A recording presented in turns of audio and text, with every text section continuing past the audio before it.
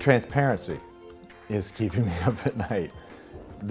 Probably still the single biggest threat, because as I mentioned earlier, is that 25% of spending is making it to the consumer. So that's a massive amount of waste. And that waste is occurring as a result of the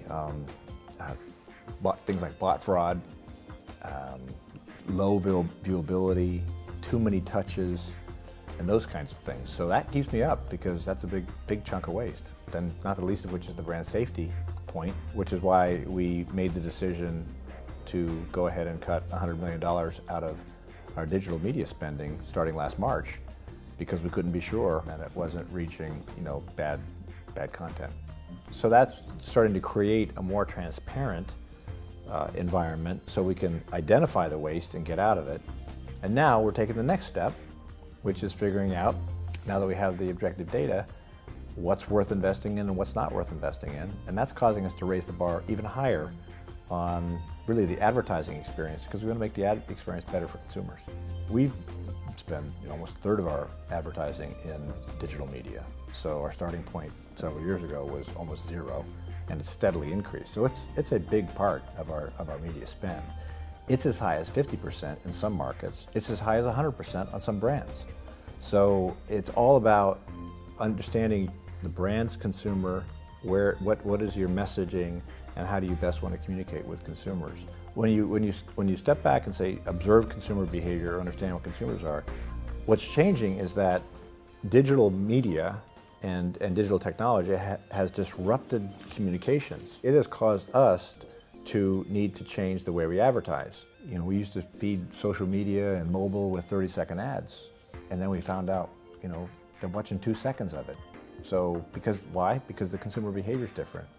And that's because if you're on Facebook, you're trying to share stuff with your friends. Likes, fans, numbers of followers.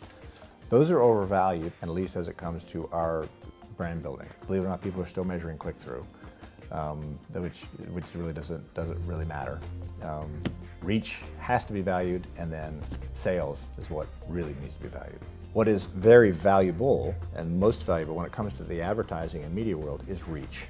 How many people do you reach? In order to make a brand grow, you need to reach as many users that are using the category.